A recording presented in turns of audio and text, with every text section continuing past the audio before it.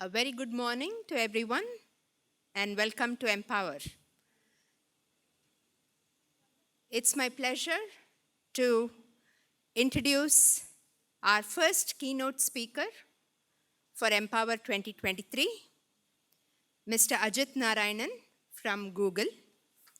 And he's going to talk to us about assistive technology lessons from a billion devices, insights from Android screen reader usage in India.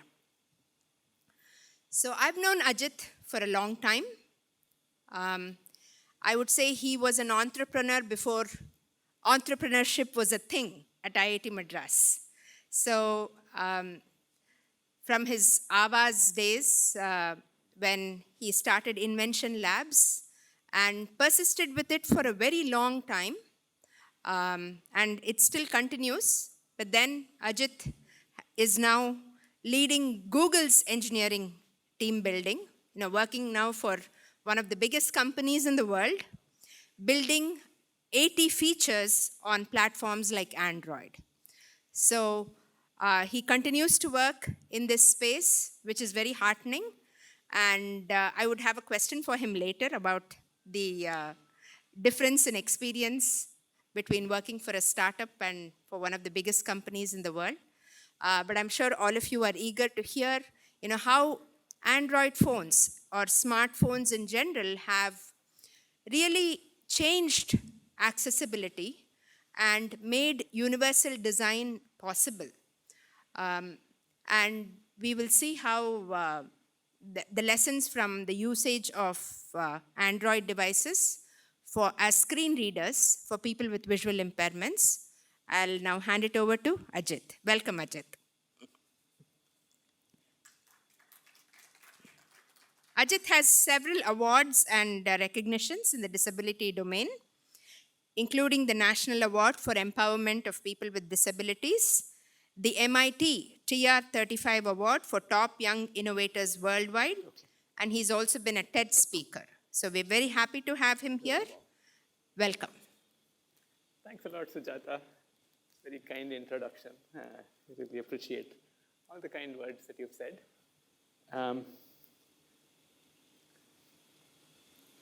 Okay.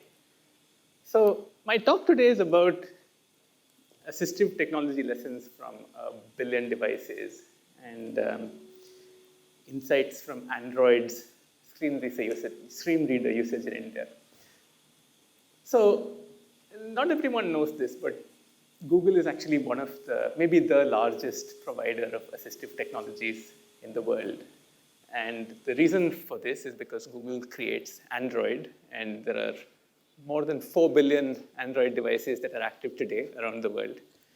And these devices come with a huge variety of inbuilt assistive technologies and accessibility supports.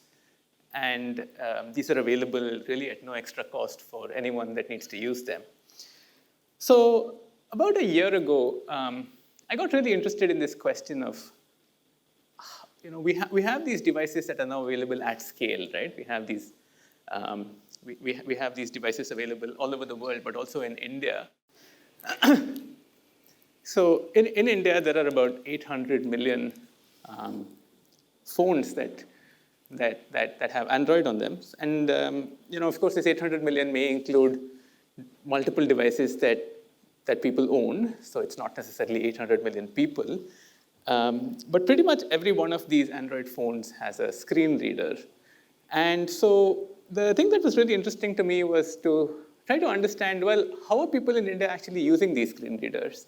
How many people that need these devices are switching them on? How many people are using them? And what kind of statistics do we have about screen reader use in India from the analysis that Google could do about from the patterns of Android usage that we know about?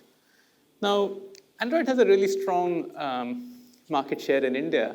And so when we looked at similar numbers in the US, for example, we found that maybe about 30-40% of people who are blind were using TalkBack. And the market share of Android in the US is substantially lower than in India. In India, where the numbers are much higher, it's a 95% market share, the expectation was that we would have actually comparable, if not larger, numbers. And so that was my expectation going in. Once I started looking at the data, what I found really shocked me. It was one of the biggest surprises of my life. What I found was actually that only 1% of blind people in India use TalkBack. So only 1% of blind people in India use the default screen reader that's available with 95% of the devices that are sold in India, that are shipped in India. And these screen readers, you don't have to download anything, you don't have to install anything. You just have to go into your phone, accessibility settings, and you have to turn it on. The amount of friction that is involved in actually setting these up is almost zero. But only 1% of blind people use this. So this was a sort of a huge shock to my system. And I was really curious about why this was the case. And what do the other 99% of blind people do, right? What is the reality of the lived experiences for these other 99% of people that don't use TalkBack? So earlier this year, I commissioned a study within Google on what is the landscape of TalkBack usage, of screen reader usage, what's the landscape for visual impairment in India. And we found some really interesting results. And so this presentation is sort of split into two parts. I'm going to share the results that we found, some of the highlights in the first part of the presentation. And then the second half of the presentation, I'm going to talk a little bit about my own personal reflections on what this means for assistive technology in India and just what the takeaways are for me and maybe for some of you as well, for the AT industry as a whole. So before that, let me reintroduce myself a little bit. Thanks, Sujata, for the introduction again. So I work in Google across a number of different platforms. So Google has many, many accessibility teams, probably about a few hundred people that are working in accessibility across like engineering, design, product, and so on. I work on adding features to products like Android or Chrome or the Google Assistant, these really large billion-plus user products. In my role at Google, I've led teams that have worked on motor disabilities and cognitive disabilities. So the teams that build things like switch access, voice access, also the teams that are building things like action blocks on Android and building the reader mode within Chrome. Before I joined Google, I founded Avaz, which is here in the IIT Madras Research Park, a startup that was pioneering augmentative and alternative communication, so speech disability aids for people with speech disabilities. So in this talk, I've kind of tried to mix my experience from both, right? So to a large extent, I think the first part of the talk is going to be based on what we discovered at Google. But I'm going to try to maybe make a connection with some of my learnings at Avaz, where I spent about 10 years. And also trying to extrapolate from what we've learned into opinions and reflections, which will be my own reflections, not necessarily representative of Google. So let's go back to this question of, well, what did we do in this study? How did we actually map out the landscape for people with disabilities? So in order to get a representative insight, what we did was we took a two-phased approach. So on the one hand, we did qualitative research. So we did a detailed literature review to understand what the landscape was for visual impairment in India. And then we conducted interviews with about 10 people that were experts in assistive technology, visual impairment, and the disability ecosystem. Many of these individuals that we interviewed were people with disabilities themselves, people with visual disabilities themselves. And then as a second phase, we did a quantitative study. So we surveyed about 300 people with disabilities and about 60 people that were professional caregivers of people with visual impairments. And these people were surveyed from 4 different sites in India. And I'll talk a little bit about what the profile of these individuals was. So we did this qualitative and quantitative study, and then we collected all the results together, and we tried to derive insights from it. The experts that we interviewed for the first half of the study, they represented a number of different domains. So about half of them came from the NGO world, so nonprofits, people with disabilities that were representing organizations, people from, just the NGO world. We had 3 people that were from academia. So these were professors that were either working in the area of disability or had disabilities themselves. We spoke to a startup that was working in the visual impairment space, and we also spoke to an accessibility consultant. And these were pretty long interviews, about an hour long, and we asked them a number of different questions. When it came to the quantitative part of the study, we surveyed people from 4 different sites in India. So we did a set of interviews in Delhi. We did some in Uttar Pradesh, in Bijnor, in Wardha, in Maharashtra, and in Virudunagar in Tamil Nadu. So about 300 people, roughly equally distributed across these 4 different sites. And about half of them had low vision. So they had some difficulty with detecting light. I mean, they were able to see a little bit, but they were not able to they were not able to see with the same level of acuity as people who weren't disabled. On the other hand, the other 50%, most of them, about 45% of them were totally blind. Either they had been born blind or they had been blind for at least 10 years. So the one thing that I'll note is that we took the approach of what's called purposive sampling when we actually recruited these people. So it wasn't really a representative sample of the whole country, right? So we went to nonprofits, we went to NGOs, we asked them, okay, do you know people that we could recruit? And then for the people that we did recruit, we then went and asked them if they knew other people that would be willing to participate in the study. So the people that we ended up surveying, they don't actually represent, for example, there's quite a lot of underrepresentation of women. There's much more representation of more affluent people than of poorer people and so on. So the quantitative study should be interpreted with some of those constraints in mind. But it was one of the, first of all, it was very recent. We only did it in 2023. We got the results of this in June, so you're really getting it hot off the press. But the second thing is also, it was a pretty large-scale study. So, about 300 people plus 60 people who were their caregivers. So what were the key findings? What were some of the big themes that we identified, right? I think some of these themes shouldn't come as a surprise, but I did find quite a lot of interesting nuance in all of them. The first one is that certainly the lack of awareness and the lack of knowledge about talkback is probably the topmost barrier. So we spoke to people with disabilities, and they simply didn't know that such a thing existed. What is a screen reader? What does a screen reader do? They didn't realize that their Android phone actually had a screen reader. So we dug in a little more, and we tried to find out, how do people actually find out about screen readers? It's quite interesting that the a substantial proportion of them, about 60 out of the 154 that had heard of screen readers, learned about it from their friends and relatives. So the peer-to-peer channel for learning about some of these things seems to be the strongest.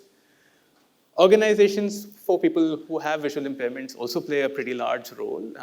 About 30 out of 150 had learned about it from an organization. But it's a pretty small number, right? It's about 20%. So 30 out of 150 people who had worked with a nonprofit or an NGO and found out about this. About 20 from skill development and training centers, roughly about 20 from schools and colleges as well. And a few others who learned about it on their own, either from the internet or social media or things like that. So it's really quite interesting that the majority of the people that learned about these things learned about it from friends and family. So depending on what their circle of friends were, what their family circumstances were, access to this information could be very different for different people.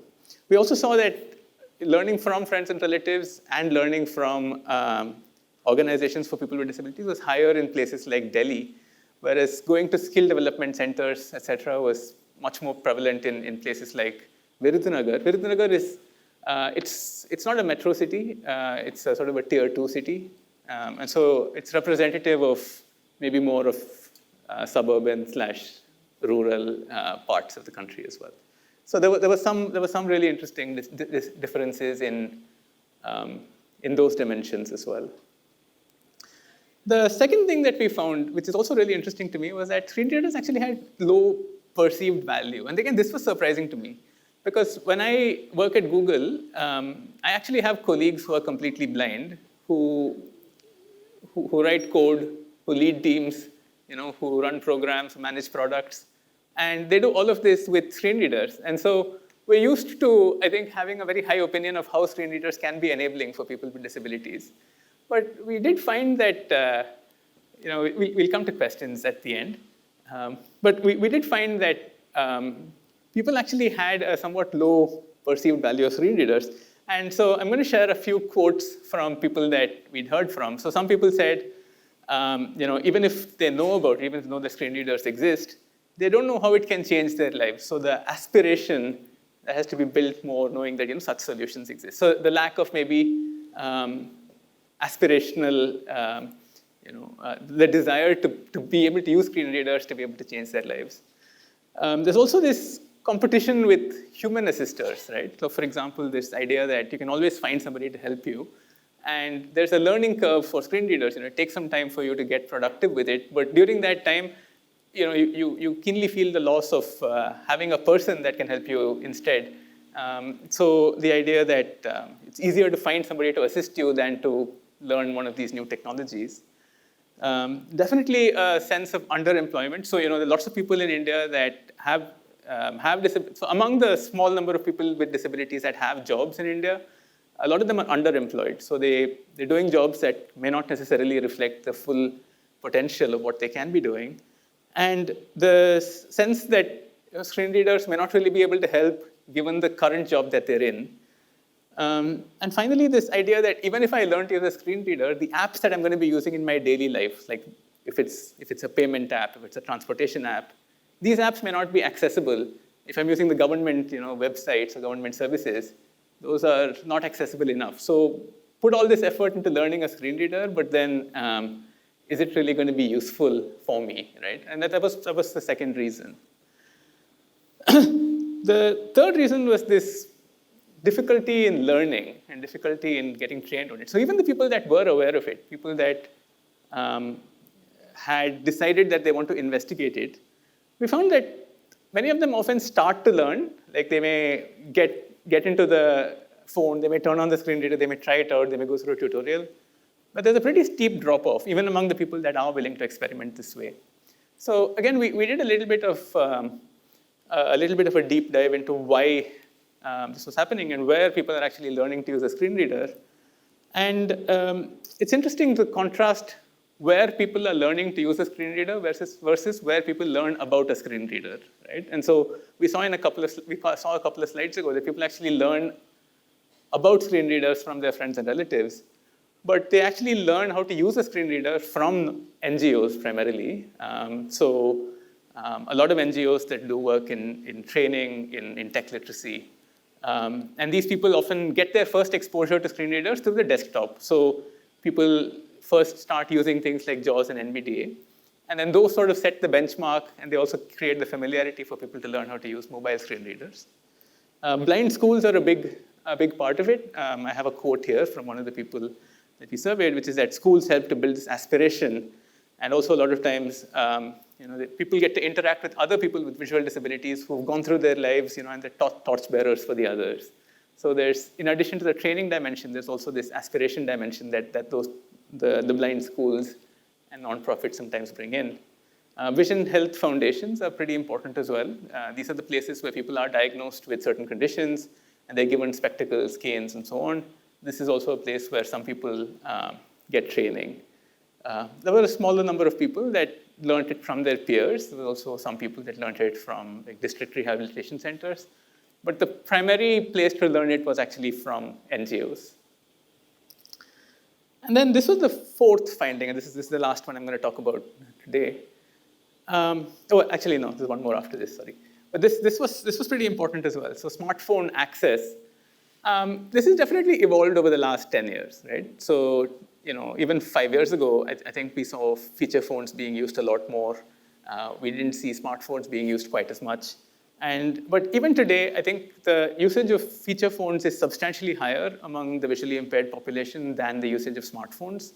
And shared devices is a reality. So I'm showing a chart here which shows what access to communication devices looks like for smartphones, feature phones, and landline phones.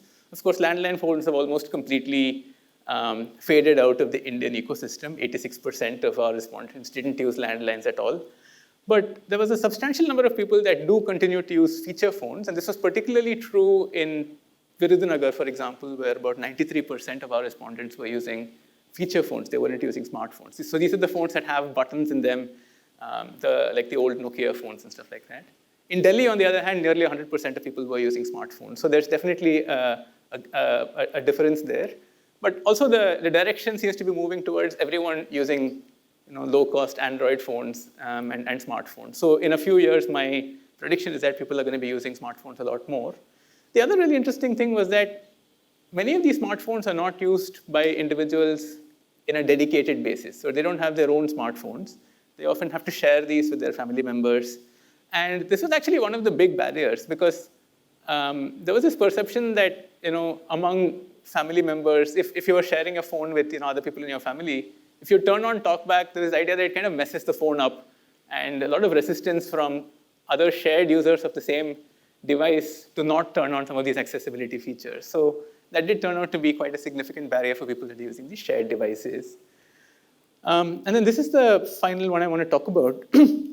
When we actually surveyed what the causes of disability were, what the overall numbers were, we found something that is actually a pretty eye-opening thing to me, which is that the incidence of blindness in India is actually the highest among people that I didn't expect. It's probably my fault that I didn't expect it. But these are the older people, rural, people who are rural, people who are poorer, higher incidence among women. And a lot of this doesn't really reflect congenital problems, but they reflect great inequalities in access to healthcare, right? Eye healthcare. And one of the really shocking things for me was the majority of older people that have visual impairments in India, that are blind in India, are actually blind because of preventable conditions. They have cataracts, they don't have access to eye care so that they can get those cataracts operated upon. Or even uncorrected refractive errors, right? Like if you can't get diagnosed for spectacles, or you can't afford to buy spectacles, then for all practical purposes, you live with a visual impairment. So I found this to be, again, one of those moments where I really felt my own disconnect from the audience that we were trying to build for, right? Because, again, in Google or in some of these large tech companies, or even in places like the Research Park, or even here today, we do meet, young, educated professionals who have overcome a lot of barriers and who are representing people with disabilities. But the majority of people that we saw in some of these studies that don't use smartphones, they don't fit that pattern at all. They're older, they're in rural places, they may not be literate, they may be poorer. So this is the reality of maybe how blindness is in India as well. So these were kind of the 5 broad themes, right? So lack of awareness, lack of perception of high value, inability to get trained, lack of access to smartphones, and finally, the fact that just a lot of these people are older, poorer, rural, and face other kinds of challenges. So yeah, so I found a lot of these findings quite interesting, and I think they were also interesting in how they translate from the visual impairment domain to just assistive technology as a whole, right? So this is not necessarily true only of TalkBack, but you could say exactly the same thing about so many other assistive technologies that we are developing and we're trying to put out in the market. So I want to close with just a couple of reflections. And this is kind of the personal part of the talk. So taking off the Google hat right now and reflecting on this both from an Avaz perspective as well as from a Google perspective. So I do think that when I started, so I started working in assistive technology in 2009. That's when I started, 2008, 2009. That's when I started building AAC devices and AWAs. And at that time, I was just a young engineer, with a laptop and trying to change the world. I thought at that point, in 2008, 2009, that the thing to do was really to build technology. The important part of the problem here was that people just didn't have solutions to problems, right? And as engineers, we could build all the solutions that we needed. So my perception at that time was that technology was the problem. Once we'd actually built AWAs and we'd put it out in the market, we quickly realized that even if the technology was available, there was a lot of challenge with distribution, right? We struggled really hard to get AWAs on the devices of people. We would have to go through lots of different ways to be able to get apps downloaded, get our app downloaded, to get people to try it out, and so on. And then, I joined Google. And now I'm faced with an audience where I have 1 billion devices out there. I don't have a distribution problem. Each of these billion devices has my software pre-installed on it, and people are not using it. So there's the barrier is somewhere else, right? There are these problems about people not seeing the value in this software, people having other fundamental difficulties in learning about these, in accessing these. I think these are going to be challenges for the assistive technology industry as a whole, right? Unless we have this enabling ecosystem just to take technology to the last mile, to be able to bridge that gap between what's available and what's used. I think we're going to be facing this problem again and again, sort of a glass ceiling, within the Indian accessibility and assistive technology ecosystem, where the availability of the technology does not guarantee the impact of the technology itself. I think for me, the personal realization is that, maybe the most impactful work is actually in the sort of the unsexy parts of assistive technology. It's really fun to build things, right? I mean, you come up with smart ideas, and then you put teams together, you just, make things work, you see things working, you see the vision that you had in your head of a product come to life. I think that's really very addictive in some sense. Maybe it's important for us in working in the assistive technology space to kind of break that addiction, fight through it, and focus on some of the other challenges that are holding assistive technology back in India, right? And I think this particular thing, enabling ecosystems, is really important. How can we make sure that people actually have a different attitude towards assistive technology? How can we elevate the stories of people that have used assistive technology successfully in India to a mainstream market, outside of conferences like this, where we are self-selecting for the people that have technology excitement already? And how can we, the reality of schools that are under-resourced, teachers that are under-trained, governments that have so many different competing priorities. So it's really hard. It's this very, it's a very, you have to hustle your way through every step of it, right? And I think we'll have to create these really careful measures for how we can train people. We'll have to run very careful experiments. We'll have to see what's working, what's not. We'll have to iterate. It's a very rigorous, a very hard-fought kind of a way to do it. But I do think that that's really necessary. And it's not necessarily something that's Google's strength. We do like to build products. We do like to work on technology. But I also think it's something where we're really eager to help. And we'd love to find ways that we can help. Because like I said, I do think this is going to be the barrier for assistive technology in India, not just for our products, but for products that we're seeing on a daily basis. The second reflection is, this 1% number. So, I'll be very honest, right? This number really shook me to the core. It was one of those numbers that was so shocking that, it almost kind of one of those numbers to change your life in some sense, right? I didn't really expect it to be so low. Very honestly, I thought it would be, I thought it would be like in the 10%, 20% range, right? I didn't expect it to be 100%, of course, but 1%, in some sense that almost puts Google's entire accessibility strategy into question, right? So much of Google's work in accessibility is focused on actually making apps accessible, and helping developers make apps accessible, right? Like when we work on Gmail, for example, or Calendar, or any of these things, we put in lots of annotations for screen readers. We test them with people with disabilities. We make sure that these apps are usable and They're accessible, when they're used with assistive technologies. We provide an entire suite of assistive technology, like accessibility testing services. If you have an Android app, you can download this thing called accessibility scanner, and it'll tell you like issues that are present in your app. We have this entire infrastructure built up. We have hundreds of people working on accessibility. But I think that whole pyramid sort of rests on this one thing, which is that people with disabilities will use assistive technologies like TalkBack to be able to access their phones, to be able to access the web. And if only 1% of people are doing that, then what's the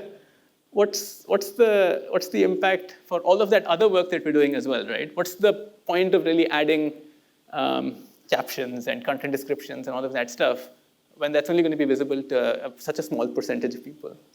So it was a big shock for me. And it was one of the triggers for me to actually earlier this year make a decision to move to India. I was actually really happy that I found a receptive audience within Google. They were very encouraging of actually doing more work in India to understand the realities of disabilities here and understand what the barriers to adoption was. But I think recently I've also been wondering if I kind of overreacted a little bit, right? If you go back and look at the history of TalkBack, the first version of TalkBack that was integrated into Android was in 2011. So TalkBack actually came after Avaz. Avaz was released in 2010.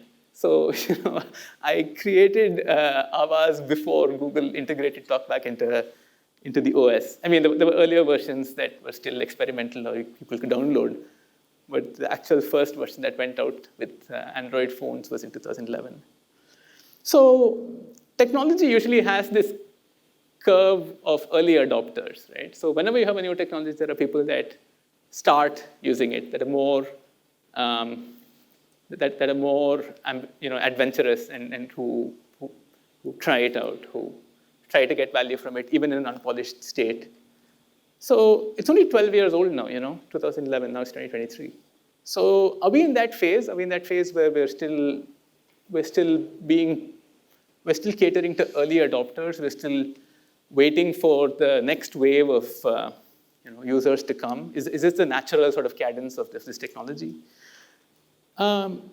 I think there might be something there, and it's definitely something that I would love to hear opinions about. But I also think that we shouldn't hold ourselves such a low bar when it comes to things like TalkBack, because first of all, these are not paid. Nobody needs to make a judgment call about whether they can afford it or not. If you get a phone, you buy it and you can use it. And also, these are widespread today, so the problem is not really that people have to go and download it and looking for ads or something like that.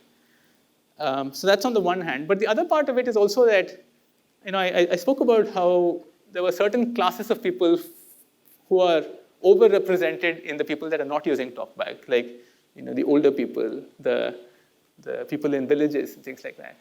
I do see them, honestly, I do see them absent from the discussion even, right? Forget about being absent from the user base. When we talk about making things accessible for people with visual impairments, we don't even, at least I haven't seen that at the conference so far, right? When I was roaming around yesterday talking to people, there was a question about it actually.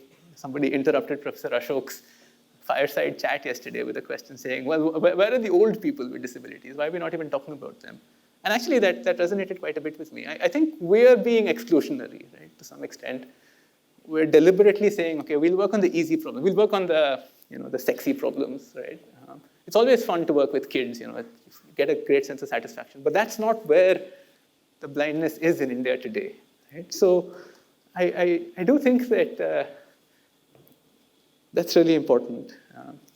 I want to end on this note, right? It's October 6th, only a few days after Gandhi Jayanti. I think nearly all of us that grew up in India probably heard this thing called Gandhiji's talisman. And it used to be printed in my textbooks when I was a kid, so that's where I read it. And he said, so this is what it says. It says, it's from Mahatma Gandhi. It says, I will give you a talisman. Whenever you're in doubt, and the self becomes too much with you, apply the following test. Recall the face of the poorest and the weakest man whom you may have seen and ask yourself, is the step you contemplate going to be of any use to him? Is he going to gain anything by it? Will it restore him to a control over his own life and destiny? In other words, will it lead to Swaraj for the hungry and spiritually starving millions? You will find your doubts and yourself melting away. Control over your own life and destiny. I think, of course, there are many successful people with disabilities from India. But I also think that the people that I've seen that have the least amount of control over their lives and destinies are poor people in India that have disabilities, that live in villages, that don't have access to healthcare. I think different people do work in accessibility for different reasons, right? Even within companies like Google, some people work on it, because there is a need for compliance, right? The law says you have to make your things accessible, so you make things accessible. Some people work on it for PR. Like when you do something good in the accessibility world, you always get written about very positively. You get awards, you get invited to talks, those kinds of things. I like to think that I work on accessibility because I'm working for what Gandhiji calls Swaraj. This ability to give people control over their own lives, right? Give people control over their own destinies. It's a hard problem. It's the way that Swaraj in our country was a hard problem, right? But it's also a path to greatness, a path to following in the footsteps of people like Mahatma Gandhi. And so, with those words, I want to end. Not just Swaraj, but maybe what the freedom fighters called Purna Swaraj, right? Not just Swaraj for the people that can afford it, but how can we get technologies? How can we change the lives of people with disabilities across the entire country? There's no qualification to have an access to these kinds of technologies. What can we do to make technology work? How can we improve the lives of people at scale? So with that, I'll close for today. Thank you very much. My name is Ajit. Thanks again.